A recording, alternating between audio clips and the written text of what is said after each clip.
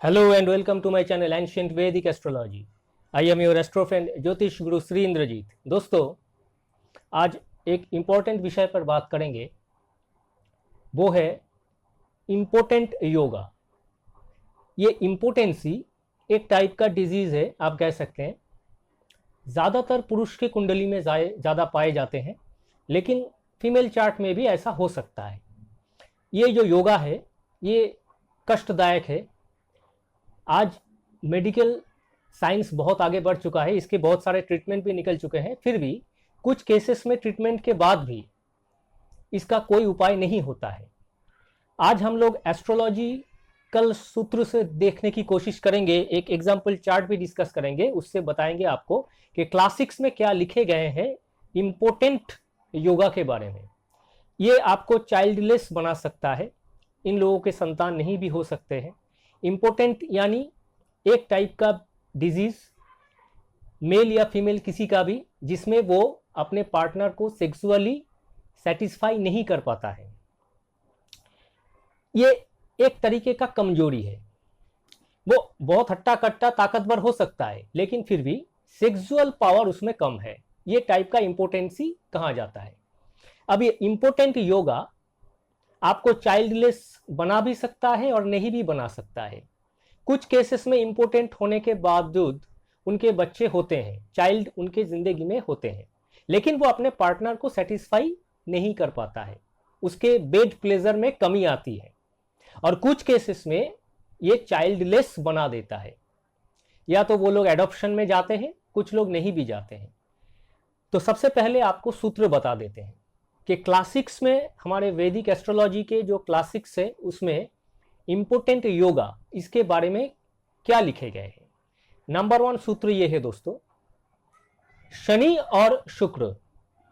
ये खासकर आप मेल या फीमेल किसी भी कुंडली में देख सकते हैं, लेकिन मैंने जितने भी केसेस पाए हैं अभी तक, वो 80% पुरुष की कुंडली में ही लागू हुआ है।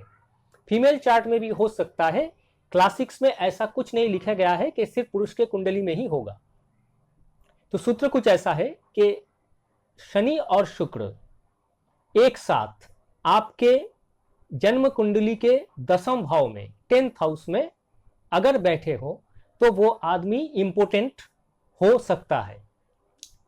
शनि और शुक्र एक साथ आपके लग्न कुंडली यानी जन्म कुंडली के 10वें भाव में, 10th हाउस में अगर बैठे हो तो वो आदमी इंपोर्टेंट हो सकता है। ये हो सकता है इसलिए कहा गया है क्योंकि ज्योतिष में कोई फलित 100% आप ये इसलिए नहीं कह सकते कि उसमें देखिए चार्ट में कुछ पॉजिटिविटी हो सकता है कि इस योगा को नलीफाई करने के लिए कुछ और भी अगर पॉजिटिविटी कुंडली में हो तो वो कैंसिल भी होता है कभी कभी, बहुत कम केसेस में, लेकिन होता है। तो अगर ऐसा कुछ ना हो तो वो आदमी इंपोर्टेंट हो सकता है, शनि और शुक्र एक साथ 10वें भाव में। दूसरा सूत्र क्या है? दूसरा सूत्र यह है कि शुक्र के पोजीशन से, शुक्र जहां पे बैठे हैं आपके कुंडली में, उस पोजीशन से 6ठे भाव में या द्वादश भाव में अगर शनि हो, शुक्र जहां पे बैठा है वहां से काउंट कीजिए, शुक्र को नंबर 1 मान के वहां से 6th या द्वादश घर में अगर शनि हो, शुक्र के पोजीशन से 6ठे या द्वादश में अगर शनि हो, तो वो आदमी इंपोर्टेंट हो सकता है। लगभग इंपोर्टेंट कहा गया है। लगभग इंपोर्टेंट का मतलब है इंपोर्टेंसी के बहुत करीब है। अब इस केस में अगर उसके जन्म कुंडली में संतानहीनता के योग भी है तो वो आदमी इंपोर्टेंट आप कह सकते हैं, यानी वो अपने पार्टनर को सेक्सुअली सेटिस्फाई नहीं कर सकता है। ये उसका एक कमजोरी है। तो ये 2 सूत्र मैंने बहुत जगह अप्लाई किया है, ठीक ठाक बैठा है। तीसरा सूत्र भी सुन लीजिए। हमारे वैदिक एस्ट्रोलॉजी के क्लासिक में तीसरा सूत्र ये बताते हैं कि अगर आपके लग्न लॉर्ड, लग्नपति अपने स्वक्षेत्र में बैठा हो, यानी अपने घर में बैठे हैं, और यानी देखिए लग्नपति स्वक्षेत्र क्या हो सकता है, किसी भी एक प्लैनेट का 2-2 घर होते हैं, रवि और चंद्रमा को छोड़ के। तो अगर किसी का मेष लग्न है मान लीजिए, तो लग्नपति मंगल है, तो अगर मेष लग्न की कुंडली है, मंगल लग्नपति है, तो वो लग्न के साथ साथ अष्टमपति भी हो जाएगा। तो लग्नपति स्वक्षेत्र में होगा, यानी मेष लग्न की कुंडली है तो मंगल या तो मेष में होगा या वृश्चिक में होगा। तो इसी तरीके का किसी भी कुंडली में लग्नपति अपने घर में मौजूद है और उसके जस्ट ऑपोजिट में यानी सप्तम घर में, लग्नपति अपने घर में मौजूद है और उसके जस्ट ऑपोजिट में यानी लग्नपति के जस्ट ऑपोजिट में, लग्नपति से सप्तम घर में अगर शुक्र बैठे हो तो भी ये आदमी लगभग लगभग इंपोर्टेंट हो सकता है। चौथा सूत्र ये बता रहे हैं, चौथा सूत्र, शुक्र वीनस अगर पुरुष की कुंडली में, इसमें बताया गया है कि ये पुरुष की ही कुंडली है, तो पुरुष की कुंडली में शुक्र अगर बकरी किसी प्लैनेट के घर में बैठा हो, रेट्रोग्रेड या बकरी किसी प्लैनेट के घर में अगर शुक्र बैठा है तो वो आदमी अपने पार्टनर को सेक्सुअली सेटिस्फाई नहीं कर पाता है। ये भी लगभग लगभग इंपोर्टेंट योगा है।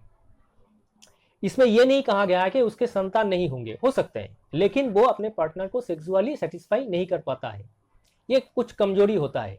वीनस या शुक्र अगर किसी बकरी या रेट्रोग्रेड प्लैनेट के घर में बैठा है, मान लीजिए किसी के कुंडली में बृहस्पति बकरी है, मान लेते हैं। अब बृहस्पति उसके कुंडली में अगर बकरी है तो बृहस्पति के दो घर होंगे, धनु और मीन। इस धनु और मीन में से किसी एक घर में अगर वीनस बैठे हैं, शुक्र बैठे हैं, तो वो आदमी लगभग लगभग इंपोर्टेंसी के करीब है। तो ये चारों सूत्र मैंने आपको बताया। अब ये एक मेल चार्ट है, इस कुंडली के जरिए एक्सप्लेन करने की कोशिश करेंगे। ये आदमी इंपोर्टेंट है और इसके कोई संतान अभी तक नहीं हुआ है। उम्र इसका लगभग 55 है, 55 साल है। तो मेडिकल ट्रीटमेंट के बावजूद इसके कोई संतान अभी तक नहीं हुए हैं, चांसेस भी बहुत कम है। ये इंपोर्टेंट योगा, ये जो चारों सूत्र मैंने बताया, इनमें कुछ सूत्र इसमें लागू हो रहे हैं।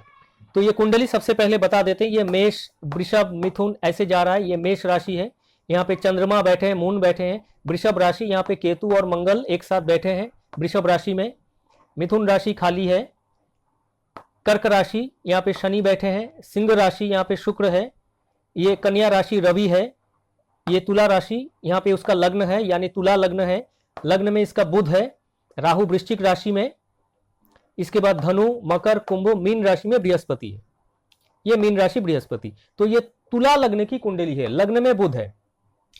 हमारे वैदिक एस्ट्रोलॉजी में एक बहुत पुरानी सूत्र है पराशरी, उसमें यह कहा जाता था कि अगर किसी के कुंडली में मेल या फीमेल, किसी के कुंडली में उसके 7th हाउस होता है, उसके सेक्सुअल पावर 7th हाउस, उसके काम भावना 7th हाउस, सेक्सुअल पावर, और सेक्स ऑर्गेन का पावर वो होता है अष्टम 8th हाउस। तो अगर किसी का अष्टम भाव खराब है वो उसके सेक्स ऑर्गन की पावर में कमी ला सकता है। अगर उसके सप्तम भाव खराब है तो उसके सेक्स पावर में ही कमी आ सकती है। ये पराशरी सिस्टम है। ये चारों सूत्र के अलावा मैं बता रहा हूं।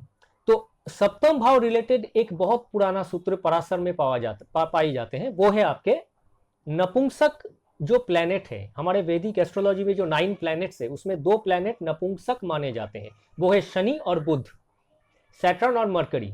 ये सैटर्न एंड मरकरी आपके नपुंसक प्लैनेट में से पाए जाते हैं। अगर इन दोनों के प्रभाव, दोनों के एक साथ, दोनों के इफेक्ट अगर किसी के कुंडली में सप्तम भाव में पड़े, 7th हाउस में पड़े, तो वो आदमी इंपोर्टेंट हो सकता है, नपुंसक हो सकता है, उसमें सेक्सुअल पावर कम हो सकती है। अगर उसके 7th हाउस में शनि और बुध दोनों की इफेक्ट हो, दोनों की इफेक्ट मतलब दोनों बैठे हो या दोनों ही अपने दृष्टि डाल रहे हो।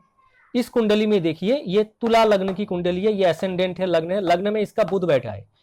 बुध का ऑपोजिट दृष्टि होता है वैदिक एस्ट्रोलॉजी में। तो लग्न में बैठा बुध सप्तम भाव में अपना दृष्टि डाल रहा है।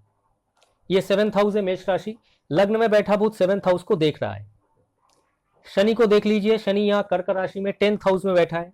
शनि का 10वां दृष्टि होता है, तो शनि यहाँ पे 10th हाउस में बैठा है। तो ये 1 2 3 4 5 6 7 8 9 10th, शनि अपने 10वीं दृष्टि से 10th एस्पेक्ट से 7th हाउस को देख रहा है। तो इसके जो 7th हाउस है मेष राशि, यहाँ पे बुध की भी दृष्टि है और शनि का भी दृष्टि है। तो इसके 7th हाउस में शनि और बुध दोनों ही नपुंसक प्लैनेट की दृष्टि कायम है। तो ये आदमी नपुंसक हो सकता है, हमेशा हो सकता है, ये बताइए, क्योंकि किसी को दुख देना अच्छा नहीं है और आप सब कुछ डिसाइड करने वाले नहीं हो। क्योंकि आपके बताने के बाद भी कुछ चीज उस ऊपर वाले के हाथ में होता है, इसीलिए हो सकता है बताना जरूरी है। आप कोई भगवान नहीं, एस्ट्रोलॉजर कोई भगवान नहीं होता है और वो सब कुछ डिसाइड करने वाला भी नहीं होता है। तो इसके 7th हाउस में शनि और बुध दोनों नपुंसक प्लैनेट की दृष्टि है, ये नपुंसक हो सकता है, इंपोर्टेंट हो सकता है। इस कुंडली में ये आदमी दुर्भाग्यपूर्ण है तो ये वास्तविक में ही नपुंसक है। और जो सूत्र मैंने चारों सूत्र अभी बताया, उनमें से पहला सूत्र मैंने क्या बताया था, शनि और शुक्र एक साथ 10वें घर में 10th हाउस में होंगे। इसके शनि 10th हाउस में है लेकिन शुक्र 10th हाउस में नहीं है। तो शनि 10th हाउस में है, शुक्र उसके साथ 10th हाउस में नहीं है, पहला सूत्र नहीं लागू नहीं हो रहा है। दूसरा सूत्र देखिए, शुक्र जहां बैठे हैं उसके पोजीशन से छठे या द्वादश में शनि बैठे होंगे। मैंने बताया था, आप लोग वीडियो को थोड़ा सा बैक में ले जाके फिर से सुन सकते हैं। शुक्र जहां बैठे हैं उसके पोजीशन से द्वादश या छठे में अगर शनि बैठे हो तो वो आदमी लगभग नपुंसक हो सकता है। तो यहाँ पे शुक्र देखिए सिंह राशि में है, तो इसके द्वादशवां घर में यानी कर्क राशि में, शुक्र के पोजीशन से द्वादशवां घर में कर्क राशि में कैंसर साइन में शनि बैठे हैं, तो दूसरा सूत्र भी लागू हो रहा है। तो इसमें इस आदमी का कोई संतान अभी तक नहीं हुआ है, ये इंपोर्टेंट है। तो कुंडली में देखिए ये ऐसे जितने भी सूत्र हैं, अगर किसी के कुंडली में ये होता है उसको सतर्क होना चाहिए, मेडिकल ट्रीटमेंट करानी चाहिए और अपनी दुर्भाग्य से लड़ने की कोशिश करनी चाहिए। यह भी एक टाइप के कष्टदायक है, दुर्भाग्यपूर्ण है।